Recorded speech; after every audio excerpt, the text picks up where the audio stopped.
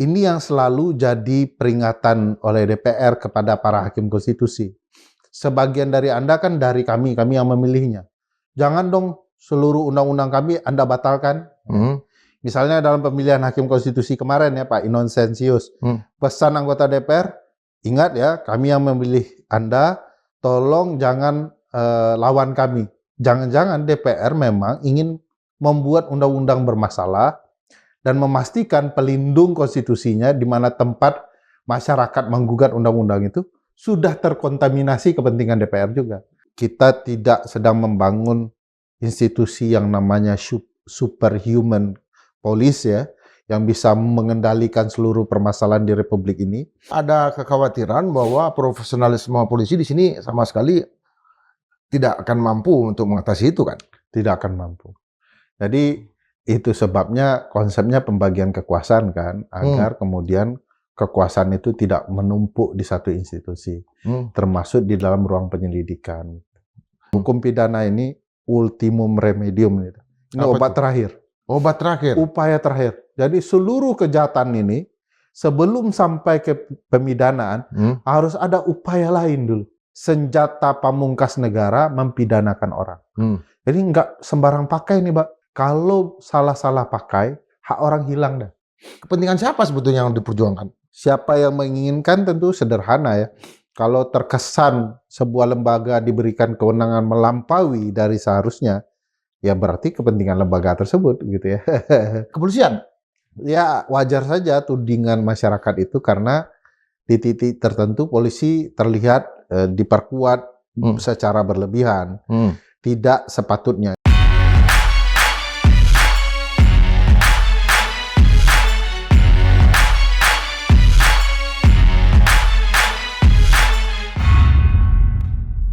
Sobat Madilog, kitab hukum acara pidana yang baru sudah disahkan oleh DPR RI ya dalam rapat paripurna. Sekalipun pada waktu pengesahan itu masih banyak kawan-kawan terutama gerakan mahasiswa dan masyarakat sipil yang melakukan penolakan. Kenapa? Karena terkait dengan pasal-pasal yang ada dalam KUHP ini yang dirasa nantinya akan sangat berbahaya ya bagi warga negara. Ada pasal-pasal yang memang belum pernah dibicarakan tetapi tiba-tiba sudah ditetapkan. Kekhawatiran di mana dengan KUHP ini akan jauh lebih banyak proses penangkapan terhadap warga negara dalam segala bidang ketika menyampaikan aspirasinya. Nah, untuk membahas keterkaitan dari disahkannya undang-undang KUHP yang baru ini, kita akan hadirkan salah seorang yang memang sudah lama kita tunggu di Madilog, cuma masih sibuk dalam menyelesaikan studinya. Ferry Amsari. Oh gini ya. Selamat datang Ferry. Kasih dah. Sibuk ya? Iya dah. Sedang banyak hal. Di T4 itu luar biasa ya? Alhamdulillah. Ya. Udah yang ke seri ketiga ya? Seri kedua. Oh seri kedua ya? Tapi dikasih titel O3. O3. Ya, otot, otak, ongkos. Ya. Yang bicara masalah otot itu lebih banyak sini ya. Ya. Yang otaknya lebih banyak Ferry saya lihat. Ongkosnya yang Bivitri, kalau ototnya si Uceng ya? Ya, kurang lebih.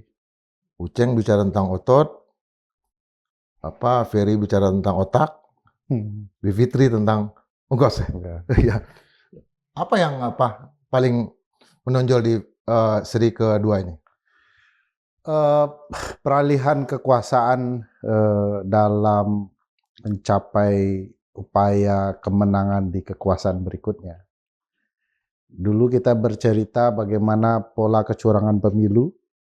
Hari ini tidak hanya itu kita ceritakan bagaimana tata kelola negara, dengan berbagai upaya mencari keuntungannya sebagai ongkos politik di kemudian hari.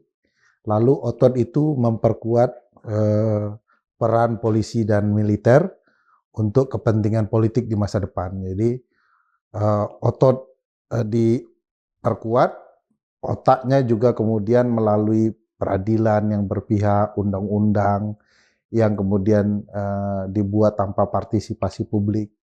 Lalu biayanya semua akhirnya akan mengalir untuk kepentingan politik, ongkos itu. Semuanya untuk kepentingan mempertahankan kekuasaan dengan segala cara. Itu gambaran umumnya. Tapi kali ini tidak hanya menceritakan problematika politik hukum yang ada, tapi juga memberikan tawaran solusi. Nah, bagian solusi itu salah satunya diceritakan sangat panjang oleh Mbak Bivitri dalam hal perbaikan partai politik, karena puncak seluruh masalah adalah partai politik, karena mereka mengisi cabang-cabang kekuasaan, dan partai juga jauh dari konsep ideologis sebuah partai politik. Saya sendiri dan teman-teman di Pusat Studi Konstitusi pernah menjelaskan bahwa di Indonesia itu tidak ada partai politik, Bang. Ya. Di Indonesia itu yang ada adalah perusahaan keluarga diberi nama partai politik. Karena nggak ada partai politik itu konsep diwariskan kepada keturunan. Partai bergantung kepada figur-figur tertentu. Nah, ini problematika partai di Indonesia dan itu perlu dirombak, termasuk juga sistem kepemiluan, menawarkan pola partai model baru dalam partisipasi pemilu. Misalnya kami menceritakan konsep, namanya bisa berbeda-beda ya, tapi saya menyebutnya partai tumbuh. Jadi partai nasional tidak hanya bersaing di seluruh wilayah Indonesia, tapi boleh tumbuh di provinsi-provinsi tertentu saja yang mereka sanggup untuk berkembang. Lokal party ya? Bukan partai lokal. Ya, tapi kalau partai lokal ya, partai lokal kan hanya di lokal itu. Ya. Ini dia boleh berpartisipasi di nasional. Mungkin di provinsi Sumatera Barat, dia sebagai partai nasional hanya punya perwakilan di tingkat nasional di Sumatera Barat. Karena mereka belajar tumbuhnya di Sumatera Barat dulu. Begitu mereka sudah bagus, mereka mungkin bisa berkembang di Jambi kah, atau di Riau. Jadi mereka diberikan kesempatan berkembang sesuai dengan kemampuan mereka. Kalau model sekarang, Daindra, partai itu harus berada di 100% provinsi dengan kantornya. Jadi mereka harus punya modal untuk mendirikan kantor di 38 provinsi. 75% di kabupaten kota dan 50% di kecamatan. Siapa yang sanggup mendirikan partai seperti itu? Ya orang kaya. Bukan sekedar kaya, sangat-sangat kaya.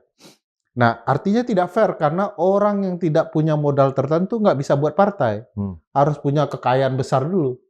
Nah, kami menawarkan model partai demikian.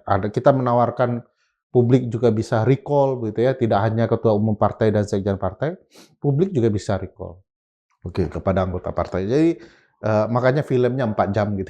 Iya, saya tonton itu dan luar biasa. Nah, yang soal otak tadi, apa kehadiran KUHP yang baru ini sudah diantisipasi dalam report itu? Itu salah satu yang diceritakan sebagai undang-undang yang tidak akan melibatkan partisipasi publik. Karena ada penguatan-penguatan aparat tertentu untuk kepentingan-kepentingan tertentu. Kita akan selalu mengatakan bahwa untuk membahas KUHP ini, pemerintah dan DPR tidak melibatkan partisipasi publik yang bermakna. Kan harus ada hak untuk didengarkan, menyampaikan pandangan kan dalam hal itu, kemudian didengarkan, menyampaikan pendapat dan mendapatkan penjelasan kalau pendapatnya ditolak. 3 hak itu sebenarnya menjadi kewajiban dalam pembentukan undang-undang. Tetapi jangankan mendengar, berkomunikasi dengan masyarakat sipil itu dibatasi. Kemarin kita dengar Ketua Komisi 3 DPR mengatakan bahwa kita sudah melibatkan masyarakat kok untuk pembahasan ini. Bahkan Del Pedro Marhen katanya, salah satu aktivis yang ditahan di Malapetaka Agustus kemarin, dinyatakan beliau ikut dilibatkan di dalam diskusi itu. Faktanya ada Indra, Del Pedro ketika dia sebutkan itu sedang ada di penjara. Jadi siapa yang dia dilibatkan? Jadi ini kebohongan publik juga. Kedua, publik dinyatakan malas mencari data dan informasi. Loh, saya pikir bukan publiknya yang malas. Negara yang kemudian malas membuka akses kepada publik agar publik bisa memberikan saran dan masukan. Nah, ini sekali lagi bagi saya, ya dalam pembentukan KUHP ini banyak sekali ruang cacat formilnya. Cacat formil itu artinya, ada Indra, cacat dalam prosedur pembentukan undang-undang. Ada 5 tahapan dalam pembentukan undang-undang, perencanaan, penyusunan, pembahasan, persetujuan bersama, dan pengundangan. 3 dari prosedur ini wajib melibatkan partisipasi publik bermakna. Saya tidak melihat itu terlalu terbuka dilakukan. Itu ada dalam Undang-Undang MD3? Ada di dalam Undang-Undang 12 tahun 2011 tentang pembentukan peraturan perundang-undangan. P3 namanya. P3 ya, Undang-Undang P3 ya? Ya. Keterlibatan yang bermakna ya? Ya. Jadi apa ukurannya ya? Pasal 93 Undang-Undang 12 itu menyebutkan partisipasi. Partisipasi itu melibatkan masyarakat. Di dalam putusan Mahkamah Konstitusi 91, kalau saya tidak salah nomornya, Mahkamah menegaskan bahwa untuk dinyatakan partisipasi itu bermakna, yang melibatkan 3 hal itu. Hak untuk didengarkan, dipertimbangkan, dan mendapatkan jawaban ketika kemudian pandangan masyarakat ditolak. Nah, sampai hari ini, misalnya catatan Arif Maulana dari YLBHI, bahwa YLBHI sudah berkali-kali mengirimkan surat ke Komisi 3 DPR, sampai hari ini tidak mendapatkan jawaban. Jadi hak untuk mendapatkan jawaban hilang.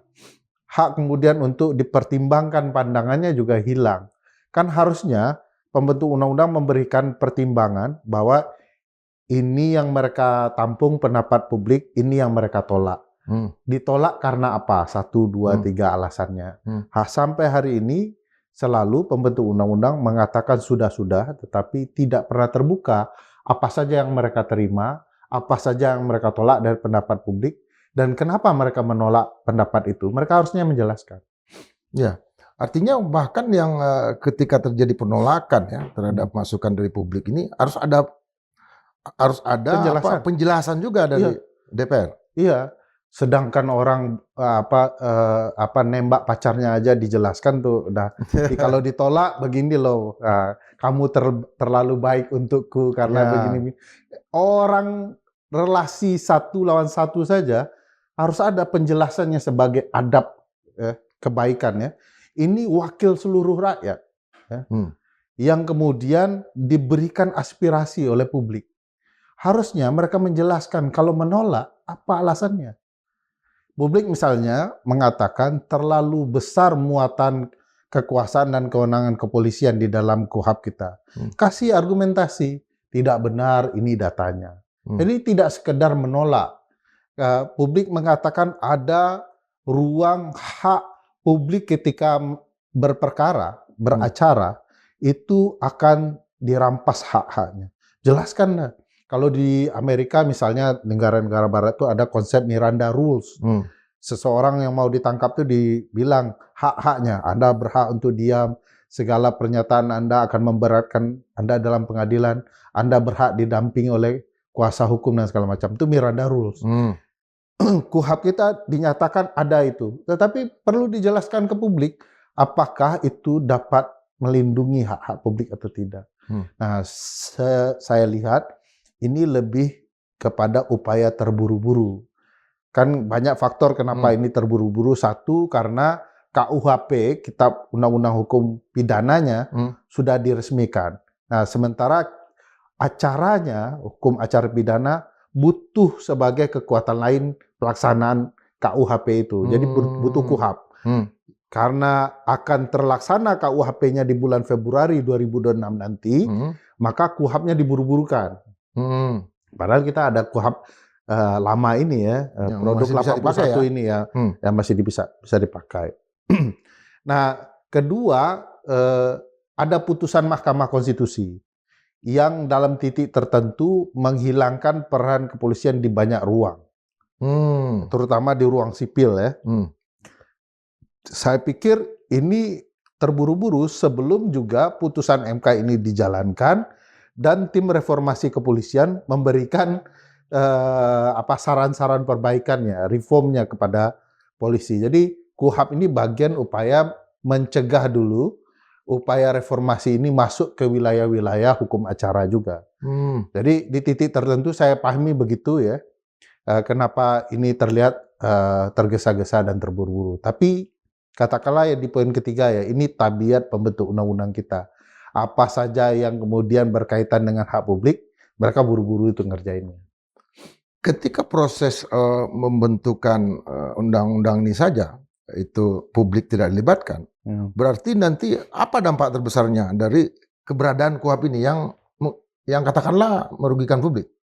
Ya, ini lumrah terjadi semenjak ada Mahkamah Konstitusi.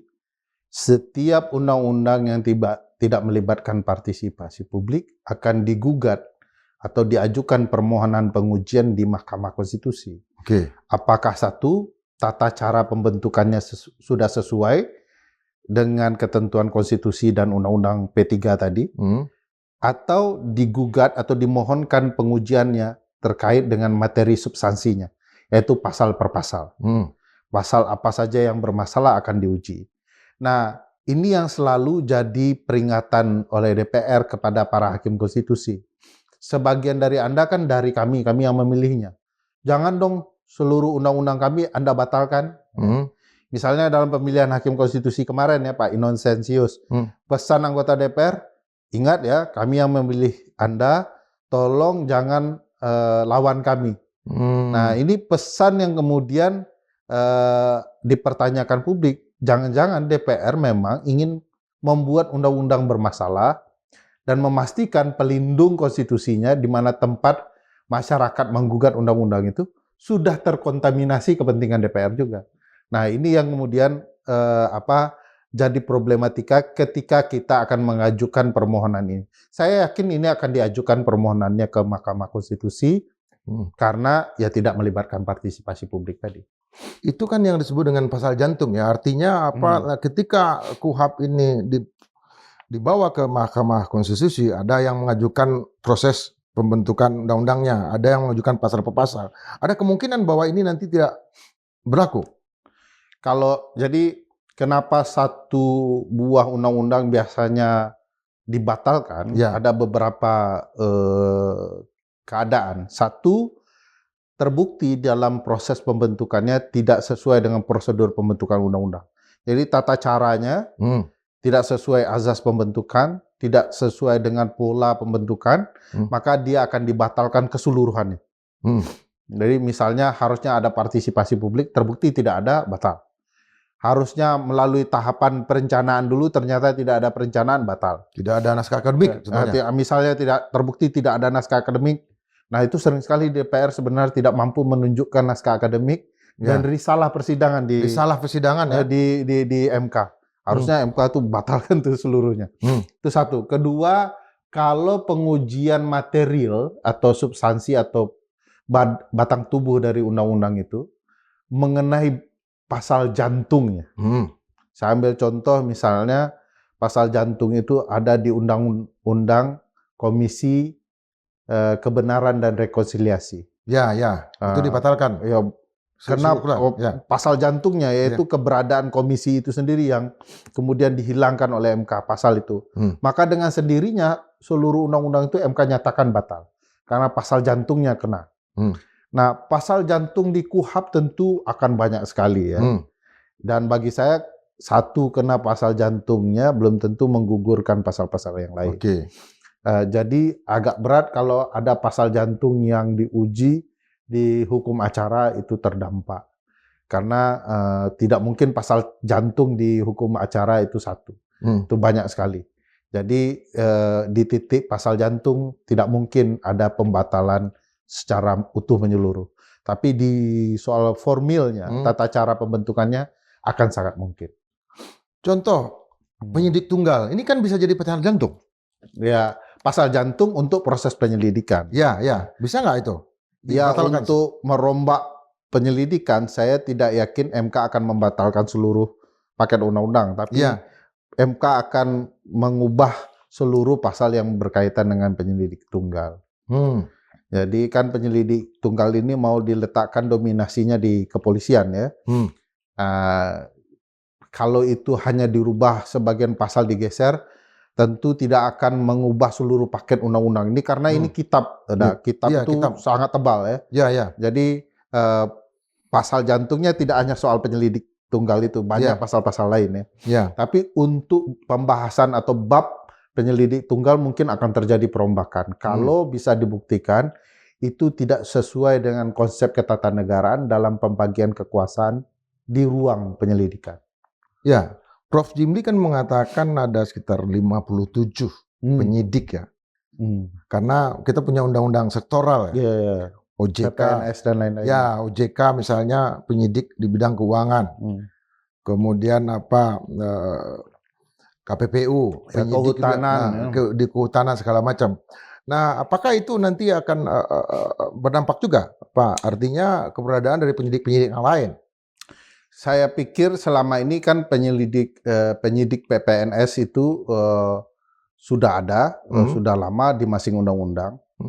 Kalau kemudian yang dilakukan di KUHP itu kan membangun sentralistik ya, di mana seluruh proses penyidikan itu harus melapor kepada kepolisian. Melapor? Jadi, harus melapor untuk dilanjutkan. Itu yang jadi perdebatan teman-teman ya. Jadi ada semacam sentralistik prosesnya. Sependek pengetahuan saya, ini hukum acara pidana betul ini saya cuma tahu sedikit. Tapi kalau mau dikaitkan dengan konsep pembagian kekuasaan, dominasi penyelidik sebagai pimpinan, dominus litis istilahnya, itu sebenarnya terletak di kejaksaan. Nah, kejaksaan yang akan menentukan apakah perkara itu harusnya dimulai dengan bantuan penyelidik yang ada di kepolisian atau penyelidik PPNS yang ada sebagai pimpinan penyidikan. Ya. Tetapi gagasan kepolisian sebagai dominan atau sentral dari proses ini, menurut saya tidak tepat saja karena harusnya tugas mereka hampir sama dengan PPNS itu. Jadi agak aneh juga sebenarnya pilihan itu ya. Artinya kalau kita belajar metodologi penelitian itu berarti polisi ini di sini independen variabel ya? Dia tercatat independen variabel ya? Iya. Bukan dependen variabel artinya. Dependennya yang lain kan? Ya, yang lain dependen ke dia ya. Itu yang terjadi sebetulnya ya. Iya. Nah, tadi kan padahal satu sedikit catatan. Kalau kita lihat dengan metode begini akan banyak proses penyelidikan perkara-perkara yang berkaitan dengan kekhususan para penyidik ini akan terhalang karena butuh konfirmasi dari kepolisian. Misalnya perdagangan orang, ya, kehutanan, kejahatan kehutanan, pertambangan, bla bla bla yang berkaitan dengan pidana itu yang ada PPNS-nya. Kalau semuanya harus minta keterangan, restu, izin gitu ya, itu akan menghalangi proses-proses penyelidikan di tempat yang lain.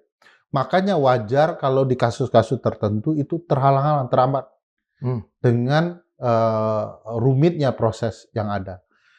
Padahal seharusnya mereka diberikan kemerdekaan, nanti dikoreksi oleh jaksa saja apa alat kelengkapan yang alat bukti yang kurang untuk kemudian proses ini dapat dilanjutkan atau tidak. Dalam kasus smelter di Bangka, itu kan jaksa kan? Itu kan memang itu yang terjadi selama ini kan. Artinya itu kan banyak rezim kejaksaan kata kita kalau ngelihatnya secara sederhana aja, penyerahan yang kasus timah. Itu gimana? Nggak ada polisinya kan? Nah ini agak politik nih. Enggak, agak ilmunya hukum acara pidana aja, agak berat saya menjawab. Tapi kalau mau didekatkan di pembagian kewenangan ya, sebenarnya sistem penegakan pidana kita itu kan terintegrasi semua ya, integrated criminal justice system, sistem peradilan pidana yang terintegrasi. Seluruh puncak dari proses ini adalah hakim. Hakim bisa memerintahkan jaksa ya, memerintahkan penyelidiknya agar lebih hati-hati dan segala macam. agar di persidangan mereka tidak aut-autan membuat alat bukti gitu ya. Nah, pemimpin dominis litis dalam penyidikan itu ya jaksa ya. Karena untuk koordinasi bukan ini atasan bawahan, tapi dia memimpin itu. Anda harusnya menambahkan alat bukti. Pastikan ini alat buktinya betul-betul cukup gitu ya. Itu tugasnya. Nah, sekarang dipindahkan ke satu institusi yang di bawah integrated criminal justice system itu yang namanya polisi. Jadi itu akan merusak pakem ya pola. Nah, saya khawatir ini menumpuknya kekuasaan ke satu institusi ini akan merusak bangunan tata kelola proses peradilan pidana kita yang harusnya terintegrasi. Itu dampaknya besar nanti. Oh, pasti besar. Apa Pasti itu? besar. Ya, satu, profesionalitas kepolisian. Kita tidak sedang membangun institusi yang namanya superhuman police ya, yang bisa mengendalikan seluruh permasalahan di Republik ini. Itu sebabnya gagasan itu berkaitan dengan penyelidik di bidang-bidang tertentu yang menjadi pekerjaan mereka. Ya. Misalnya penyelidik di kasus kehutanan, yang mereka memang polisi hutan atau PPNS yang paham di bidangnya. Nah, inilah yang akan membantu kepolisian mengerjakan pekerjaan dengan baik. Harus diingat catatan kita, jumlah polisi kita itu terbatas. Harusnya paling ideal 1 orang untuk 100 orang. Polisi kita masih jauh dari 1 per 1000 atau 1 per 100 ya. Itu idealnya ya. 1 per 100. per 100 malah ya. Malah 1 per 100. Untuk jadi konsep polisi 1 per 100 itu tidak hanya polisi berseragam ini. Ya. Ada polisi masyarakat. Jadi polisi masyarakat itu contoh misalnya kalau di Kampung Uda Indra itu ada yang namanya Paganagari. Kalau di Bali ada pecalang. Ya. Itu pemolisian masyarakat. Hulu balang lah ya. Jadi mereka itu terlibat sebagai polisi masyarakat. Nah itu diresmikan di negara modern ada. Untuk apa? Untuk menutupi kurang jumlah polisi. Ya kita mungkin 1 banding 1000 itu karena memang nggak kekejar dengan kita konsep idealnya gitu. Jadi, nah ini salah satu ya upaya untuk memenuhi kedekatan standar ideal itu. Nah, jumlah sudah terbatas, tapi ingin semua pekerjaan ya capek, ya tidak profesional, ya terhambat dan segala macam. Itu yang membuat kemudian orang betul berpikir bahwa dalam rangka meringankan pekerjaan polisian, mereka tidak dibebankan ke hal-hal yang lain.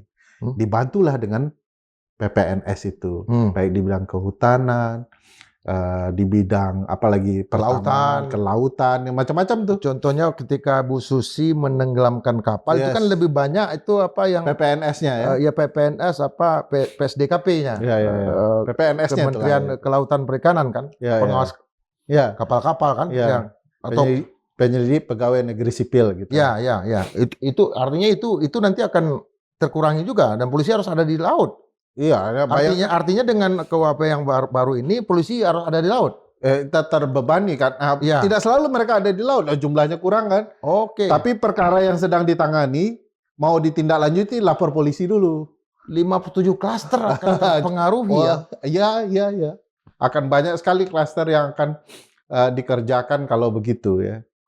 Artinya ada kekhawatiran bahwa profesionalisme polisi di sini sama sekali tidak akan mampu untuk mengatasi itu kan? Tidak akan mampu. Jadi itu sebabnya konsepnya pembagian kekuasaan kan, agar kemudian kekuasaan itu tidak menumpuk di satu institusi, termasuk di dalam ruang penyelidikan. Kan ada, saya baca tuh masalah penyidik tunggal dengan justru di ranah modern itu katanya bukan penyidik tunggal yang dibutuhkan, tapi penyidik multi. Satu kasus bisa didekati oleh 2-3 jenis penyidikan. Itu apa tuh secara teori? Prinsipnya saya itu perlu akui ini sudah terlalu jauh ke hukum acara pidana ya. Tetapi gambarannya agar memudahkan ditemukannya kebenaran. Jadi kan setiap kasus itu tidak hanya keahliannya satu. Bisa sangat multi ya keahlian itu. Multi ekspertisnya yang bisa memecahkan perkara. Misalnya perdagangan orang, ya kan tidak hanya ahli bagaimana mengetahui aspek psikologi penjahat Ya. dalam memperdagangkan orang. Ada juga ahli IT. Kemana kemudian orang ini diperdagangkan dengan mungkin mengetahui sinyal handphonenya. Orang tahu bagaimana konsep katakanlah ya perbudakan. Karena ini perdagangan orang, salah satu jenis yang terberat itu perbudakan di bisnis kelautan. Ya. Nah, di titik itu juga ada ahli navigasi laut kan, sehingga mereka bekerja sama untuk membongkar satu perkara. Nah, makanya tidak ada satu penyelidik itu ahli dalam segala bidang gitu ya. Ya kalau udah nonton di seri-seri detektif, mereka minta bantuan. Ya. Nah, ada satu hal yang menarik waktu saya kuliah hukum ya. Pemecahan kasus dengan ahli itu untuk membongkar suatu perkara dilibatkan ahli-ahli tertentu. Saya suka nonton film disuruh dosen juga waktu itu forensic evidence. Forensic evidence ya. Ada juga dokter forensik dan segala macam. Ya. Itu menggunakan teknologi untuk membongkar kejahatan. Makanya kalau di dalam tadi ada Ajo yang tamatan Texas ya. Di Texas itu dulu sama dengan di banyak negara ada. Orang menemukan kejahatan pembunuhan adalah ditemukannya mayat. Tidak ada mayat, tidak ada kejahatan pembunuhan. Itu dalilnya gitu ya. Tapi berkembang teknologi, ada satu kasus mayat tidak ditemukan. Tapi di tempat yang diduga kejadian ditemukan serpihan tisu otak. Di otak kita ini ada tisunya, kayak tisu gitu ya, cairan putih itu. Kalau keluar, menurut ilmu pengetahuan sudah pasti mati.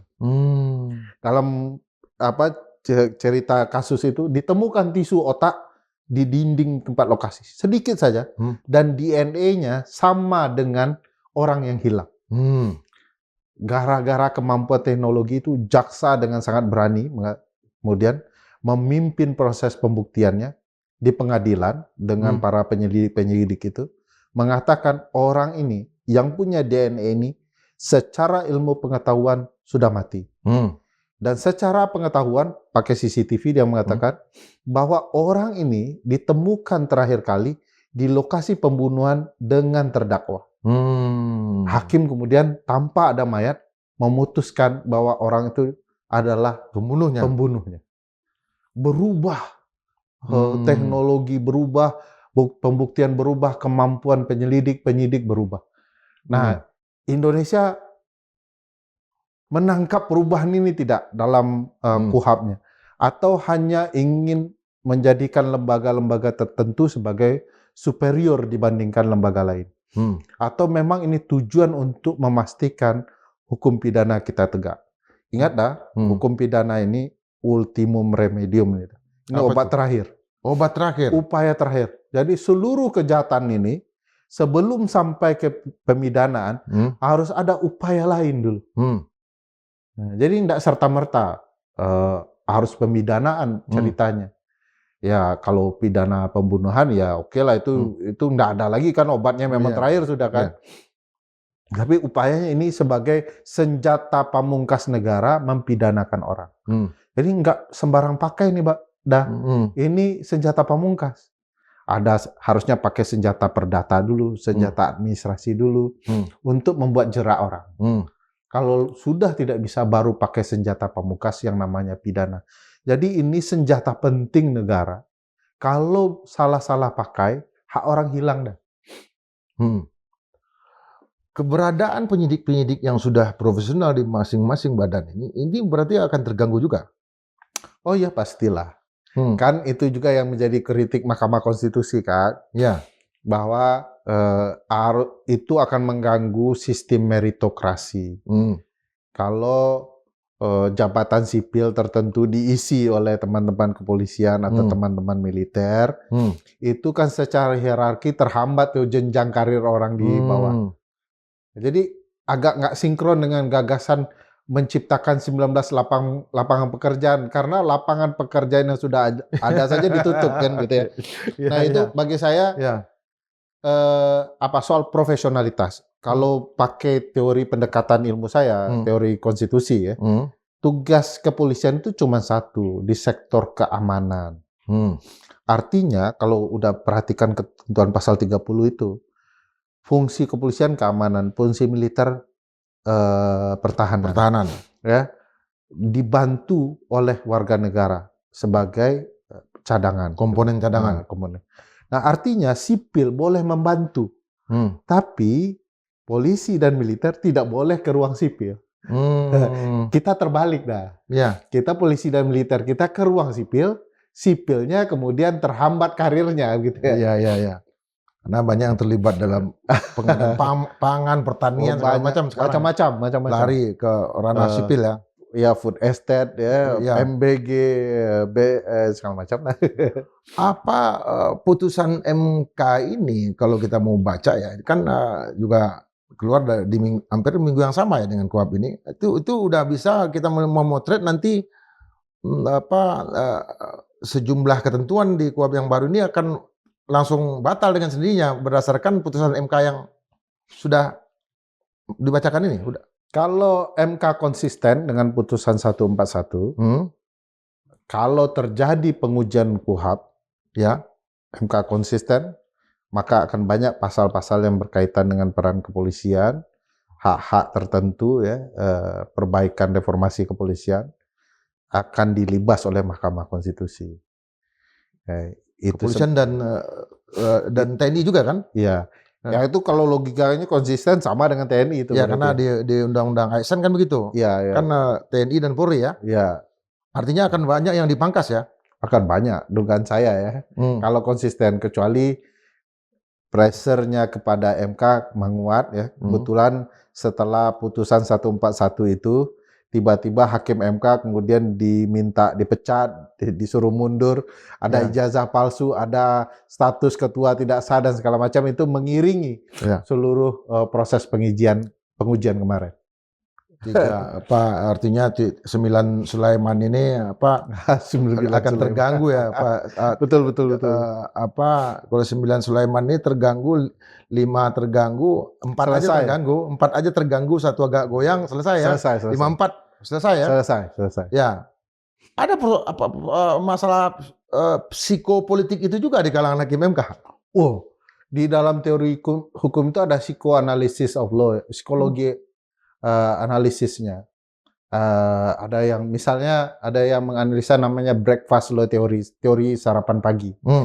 Hakim itu katanya putusannya ditentukan oleh apa sarapan paginya.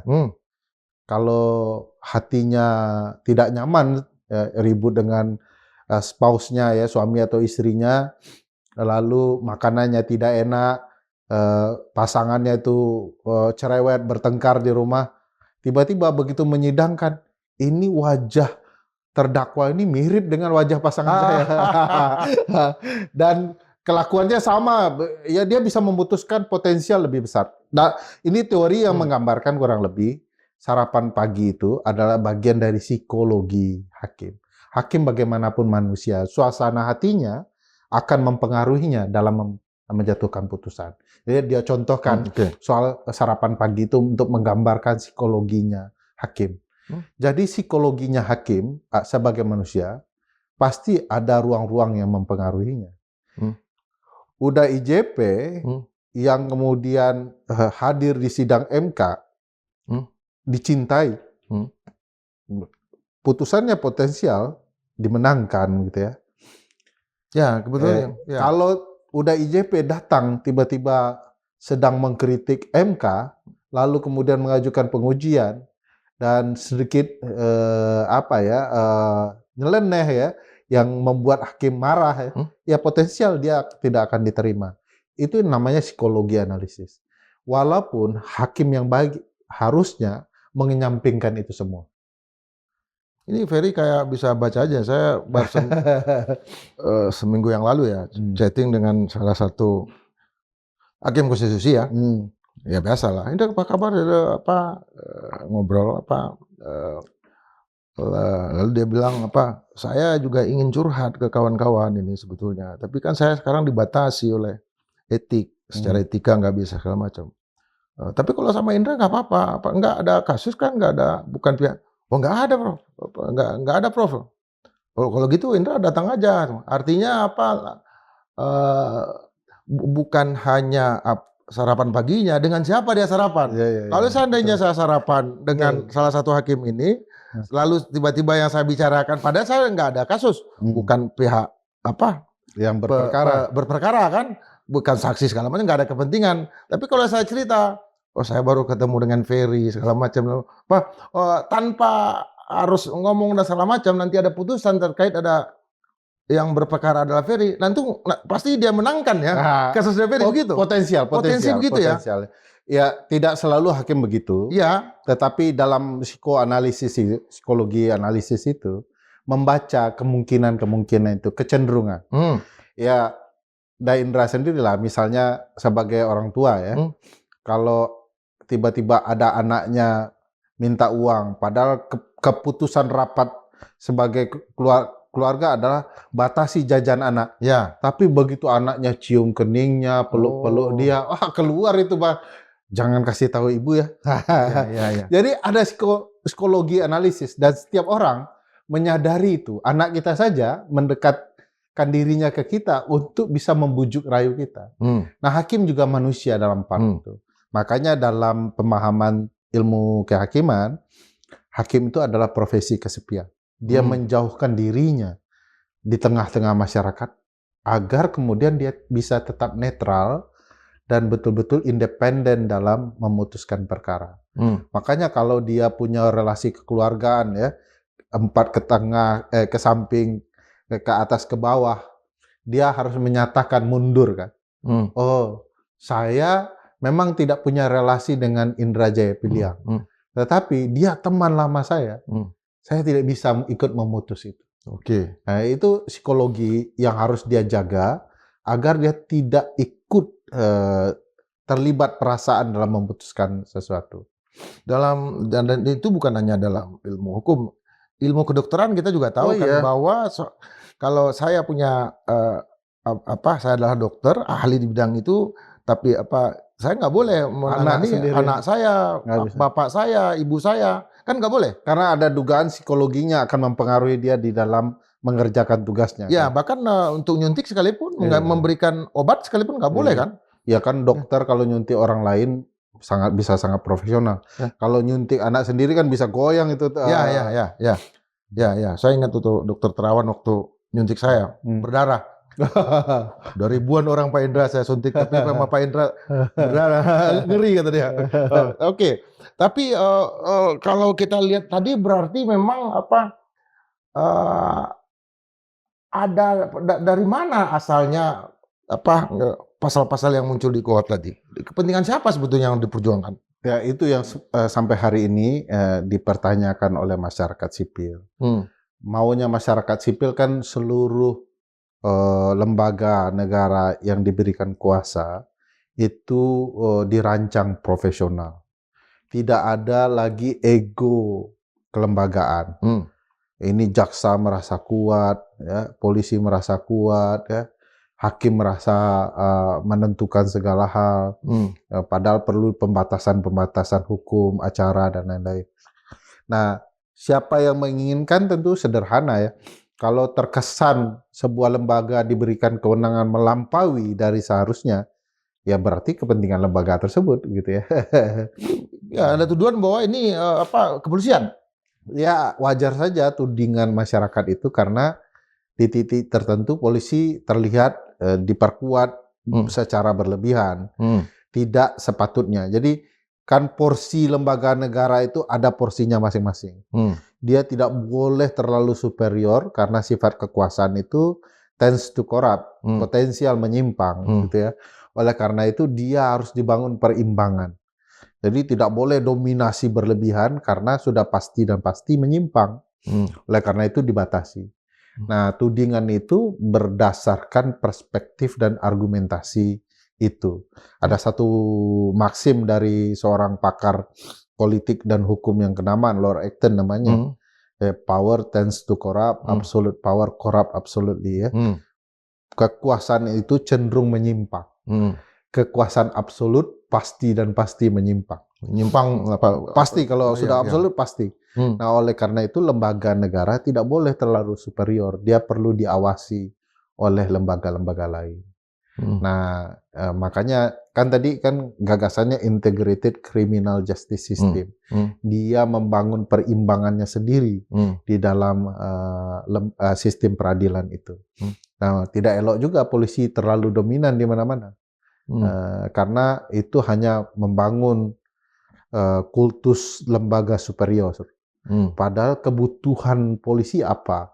Kebutuhan jaksa apa? Ini kan harus diakui kalau mau terbuka ya, ada persaingan polisi dan kejaksaan, ada persaingan dengan institusi-institusi lain. Nah, ini gara-gara kita tidak berimbang meletakkan porsi masing-masing. Sehingga timbullah kecemburuan-kecemburuan. Kecemburuan ini tidak bisa ditutup-tutupi lah. Semua orang sudah jadi rahasia umum, ada kecemburuan, ingin lebih superior dibandingkan yang lain. Artinya kalau kita lihat bahwa ini kan masih yang memberikan situasi penyidik tunggal kepada kepolisian ini adalah para legislator. Jadi kepentingan politik oleh orang-orang politik terhadap institusi kepolisian kan kelihatan betul di sini kan. Ini yang disebut dengan sementara keinginan publik secara keseluruhan, polisi itu kan lepas dari intervensi politik. Iya, betul. Ini intervensi bukan? Ya, ini cara relasi polisi dan lembaga legislatif ya seperti apa. Kalau kemudian lembaga legislatif punya kecenderungan memperkuat lembaga tertentu, ya kita baca itu sebagai relasi yang tidak sehat sebenarnya. Ada sesuatu yang menghubungkan sehingga melupakan rakyat itu sendiri ya sebagai orang yang harus mereka layani dalam menjalankan kekuasaan. Tapi katakanlah begini, ini semua tidak tunggal ya. Ini tidak soal politik membutuhkan daulat kepolisian ya. Polisi membutuhkan parlemen untuk memperkuat kekuasaannya. Ada banyak hal yang perlu diresapi dan dipahami baik-baik. Bahwa polisi mengalami kemunduran dari gagasan reformasi itu sesuatu hal yang penting. Membacanya ya harus luas juga. Misalnya sampai hari ini negara tidak pernah memperhitungkan standar kesejahteraan polisi ya. Jangan polisi pegawai juga semuanya tidak ada standarnya. Kan harusnya dihitung ya. Polisi itu setiap individualnya membutuhkan anggaran berapa untuk layak hidup. Membutuhkan tunjangan berapa. Membutuhkan tunjangan kesehatan berapa. Pendidikan anak berapa. Pariwisata berapa? Pariwisata harus dihitung nih. Ini orang sudah disuruh melawan bandit tapi nggak dihitung aspek-aspek lain. Dari akumulasi kebutuhan itulah gaji tetap standar seorang kepolisian. Ya, ini saya sering bercanda dengan mahasiswa ada Indra. Kita suruh polisi berhadapan dengan bandit. Itu tantangannya artinya nyawa. Tapi standar kehidupannya tidak pernah kita cukupi. Indra bisa imajinasikan gini ya. Penyelidik kepolisian sedang berburu bandit mafia besar. Begitu mau ditangkap, datang telepon dari istri. Ini rinso dan beras kurang nih. Itu buyar semua itu menangkap bandit itu. Gagasan kesejahteraan penting untuk memastikan seseorang mampu melayani publik dengan baik. Kita bicara meritokrasi. Titik beratnya selalu membicarakan penguatan kewenangan. Bukan bagaimana punish and reward-nya benar. Jadi ngapain polisi ditambah-tambah kewenangan? Capek, Indra. Itu sifatnya orang dikasih pekerjaan ditambah beban kerja, capek itu. Sementara seluruh misalnya ketika mereka ngejar bandit tadi, kalau saya lanjutin ya, itu mereka bilang bahwa kami nggak ada anggaran, reimburse sistemnya. Polisi kan katanya sistemnya reimburse. Jadi anggaran baru dilaporkan, baru diperiksa lagi, baru dibayar. Artinya ketika mereka mengejar bandit, itu anggaran mereka dari mana tuh? Jangan-jangan yang dipakai anggaran rumah tangga itu tadi. Nah itu. Ya, ini cerita real, faktanya ada. Kenapa teman-teman kepolisian di daerah menyukai bekerja sama dengan KPK waktu masih baik-baik ya, untuk melakukan OTT. Ya, ya. Kenapa? Karena di ketentuan KPK seluruh anggaran operasi itu langsung diberikan kepada polisi yang turun ke lapangan, nggak Ya. melalui bosnya. Karena semua tahu begitu diberi bos itu dipotong-potong-potong-potong, Ya, betul. kadang bahkan nggak diberi anak buah. Ini sudah jadi rahasia umum. Boleh Daindra periksa di semua kepolisian di tingkat manapun, itu potongan dari pimpinan itu sudah menjadi rahasia umum. Betul. Sehingga pekerjaan itu berat polisi melakukan pelayanan kepada publik. Ya. Nah ini harus dituntaskan. Kita bicara orang dibebankan tugas berat, tapi standar kesejahteraannya jauh panggang daripada api. Nah ini yang juga harusnya dipikirkan oleh pembuat undang-undang. Jangan cuma kasih kewenangan. Kenapa menumpuk kewenangan diberikan kepada institusi? Bukan mereka karena mau banyak kewenangan, tapi janji-janji manis dari kewenangan itu akan tambah uang proyek, tambah pesangon, dapat mengancam orang, dan lain-lain. Sebenarnya polisi kalau bisa satu aja fokus pekerjaannya, tapi jaminan kesejahteraannya pasti. Nah sekarang jaminan kesejahteraan itu tidak berimbas ke bawah, tapi bintang-bintang di langit kena semua tuh kesejahteraan itu kan. Ya. Nah ini yang sebenarnya membuat gap layanan polisi terhadap publik jauh. Maka timbullah istilah ya, kalau kehilangan kambing datang ke polisi itu sama hilang sapi, kerbau. Gitu ya. Jadi ini gara-gara memang sistem merit memang tidak berjalan di mana-mana. Makanya begitu Georgia reformasi dia bilang satu langkahnya pecat seluruh polisi, besok kita lantik polisi baru. Ya. Di Hong Kong untuk memperbaiki negara, KPK-nya fokus membersihkan polisi dulu. Di Indonesia enggak jelas fokusnya apa. Kalau dibandingkan KUHAP kita ini dengan di negara-negara lain ya, ini kita balik ke zaman apa? Apakah KUHAP kita ini atau jangan dibandingkan dengan negara lain lah. Keberadaan KUHAP, KUHP ataupun baik itu atau kitab hukum acara pidana atau apa, ini kan untuk mengganti zaman Belanda kan? Kan selalu berpikiran begitu. KUHP kita ini awal negara Indonesia merdeka. Kalau KUHP ya. memang produk Belanda, ini produk kita sendiri yang kita ganti. Oke. Karena sudah lama gitu ya. KUHP ini untuk mengganti yang apa? Produk lama. Produk lama. Yang KUHP produk Belanda. Produk Belanda. Nah, yang saya mau bandingkan apakah KUHP kita ini dibandingkan dengan era kolonial jauh lebih maju atau jauh lebih mundur? Beda tipis ya, karena itu produk penjajahan untuk bangsa jajahan. Ya. Nah ini produk yang kemudian kurang lebih mendekati itulah kebrutalan itu ya. Karena mau cerita kayak gini, karena sifat hukum pidana dan hukum acara pidana itu adalah pembatasan hak. Di konstitusi, pembatasan hak itu hanya bisa dilakukan melalui undang-undang. Daindra yang awalnya merdeka, oleh ketentuan ini dihilangkan kemerdekaannya.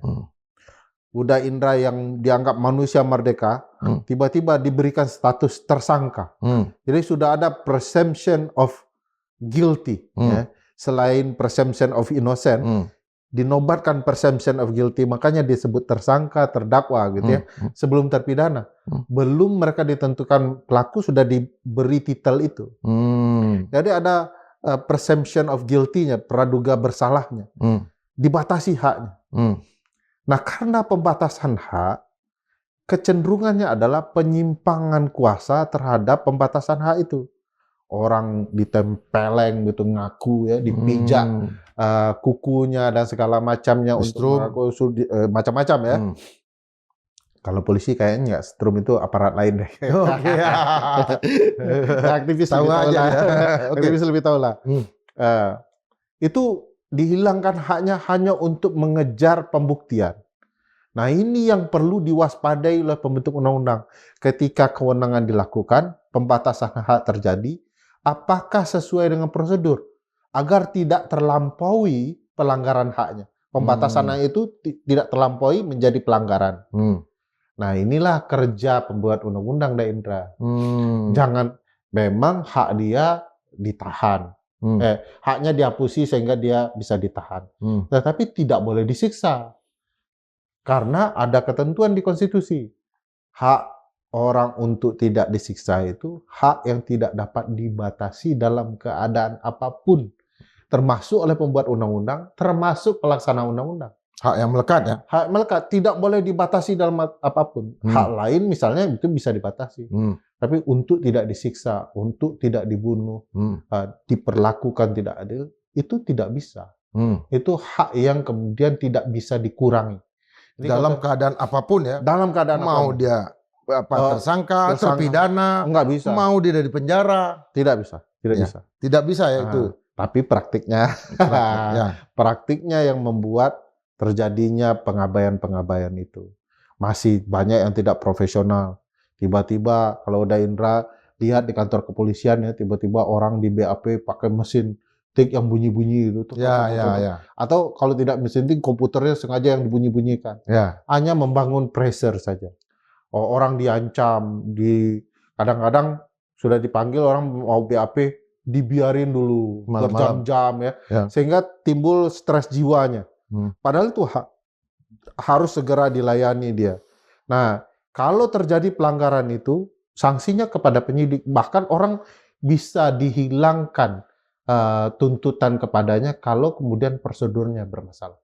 Nah, bisa dihilangkan prosedurnya. Jadi kalau misalnya tiba-tiba tidak sesuai prosedur, itu dianggap prosesnya batal semua.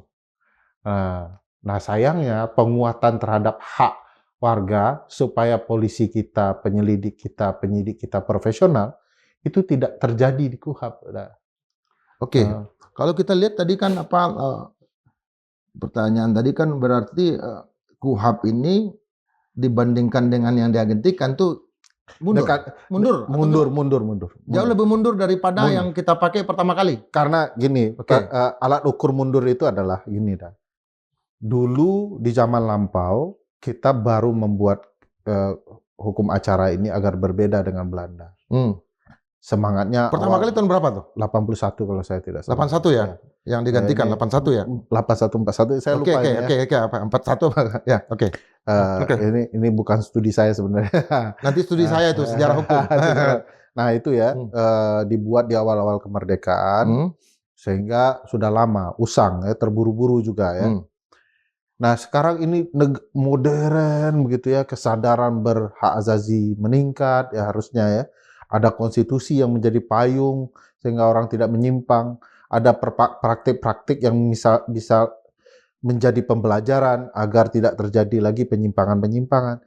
Tiba-tiba pembahasan ini masih bicara soal penguatan institusi, bukan penguatan perlindungan hak orang yang terlibat di dalam pemidanaan. Dalam proses beracara pidana. Jadi bagi saya, dengan terlewati lintasan waktu, ini sebuah elemen kemunduran. Harusnya jauh lebih maju. Ya. Segala ilmu pengetahuan sekarang bisa dipasok soal hukum acara pidana mana yang paling baik, ya, melindungi hak orang. Ternyata ini malah bicara soal penguatan institusi doang. Jadi aneh menurut saya. Itu sebabnya dianggap sebagai sebuah kemunduran. Di era super canggih ini masih kitab-kitabnya masih begitu.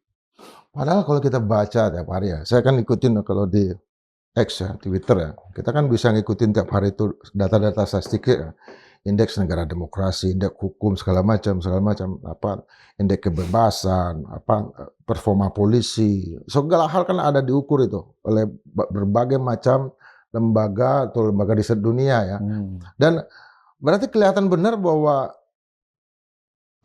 kalau di KUHAP ini kalau satu mundur ke belakang berarti ini kita masih sebanding dengan negara-negara Afrika berarti. Udah menyebut negara hukum ya. Ya. Elemen-elemen negara hukum itu bahkan yang sudah ditentukan di tahun 19-an ya. Kayak Albert Vendaisi. Elemen negara hukum oleh Friedrich Julius Stahl. Itu bicara hal yang sama, perlindungan hak asasi manusia, pembentukan undang-undang berdasarkan partisipasi publik. 1900-an tuh udah jauh banget. Ya. Tapi di hari ini orang buat undang-undang masih mengabaikan nilai-nilai hak asasi manusia, masih mengabaikan pembentukan undang-undang berdasarkan partisipasi publik. Ya berarti mundur dalam perspektif jauh sekali ke belakang gitu ya.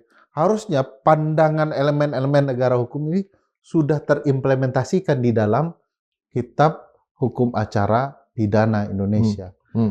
Wajar nggak bayangkan kalau guru-guru besar hukum pidana mundur dari tim ini, karena mungkin saja mereka menganggap KUHAP ini mundur dari zamannya seharusnya. Oh, ada mundur ya? Ada beberapa orang tim yang mundur itu. Iya, saya ikuti Topo Santoso, saya ikuti apa segala macam. Ya, berarti ini pertanyaan terakhir. Berarti KUHP ini nggak bisa dibandingkan secara lebih maju dengan negara yang lebih modern tadi. Misalnya kita ngejar kita ngejar Hong Kong misalnya atau Korea. Yang paling banyak kan sekarang kita terpapar oleh film-film Korea tentang polisi, tentang jaksa segala macam kan. Ya, Korea Selatan itu kan sangat Amerika ya. Sangat Anglo-Saxon atau Anglo-Amerika. Kalau kita jangankan meniru itu, meniru kiblat hukum kita sendiri, negara-negara civil law, tempat negara kita dijajah, Belanda itu sudah sangat modern ya.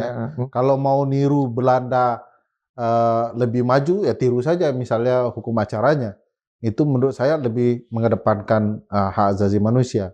Walaupun mereka sendiri mengalami penurunan angka kriminalisasi yang penyerah-penyerahnya nggak ada orang. Ya, nggak ada orang. Jadi negara yang sangat super aman ya. Tetapi kalau kita bicara soal perkembangan hukum pidana, kiblatnya salah satu Belanda. Orang di Amerika kok banyak studi hukum pidana kok di Leiden, di Utrecht gitu ya. Oh, iya, iya. Untuk menjelaskan kiblat. Nah kita ini kiblatnya nggak kemana-mana. Kiblatnya adalah kekuasaan. Itu yang diperturutkan untuk kemudian membuat undang-undang ini. Oke. Terima kasih Ferry. Sobat Madilog lebih clear lagi nih, karena kalau Ferry ini saya ajak diskusi, dia nggak mau melanggar bidang kerja orang lain. Gitu. Tapi kalau ngikutin podcastnya banyak sekali dia, bukan masalah hukum aja, dia bicara masalah Twitter, masalah macam-macam. Artinya dia banyak sekali melanggar hak kepemilikan dari podcaster yang lain. Tapi oke lah, kita menghadirkan dia di Madilog untuk keahliannya dan tapi tentu juga saya terutama senang juga melihat after night-nya dia itu bisa membicarakan soal-soal lain dengan sangat terbuka dan penuh tawa canda. Di sini agak susah dia karena bicarakan dalam masalah yang sangat berat. Kita akan tunggu lagi Ferry dalam edisi berikutnya dan tentu dengan harapan agar kegelapan, tabir-tabir kegelapan yang ada di balik undang-undang, di balik kata-kata, di balik pasal-pasal itu bisa diungkap oleh Ferry Amsari. Dan jangan lupa tonton Dirty Vote ya, karena itu adalah masalah kita semua. Sampai jumpa. Sampai jumpa.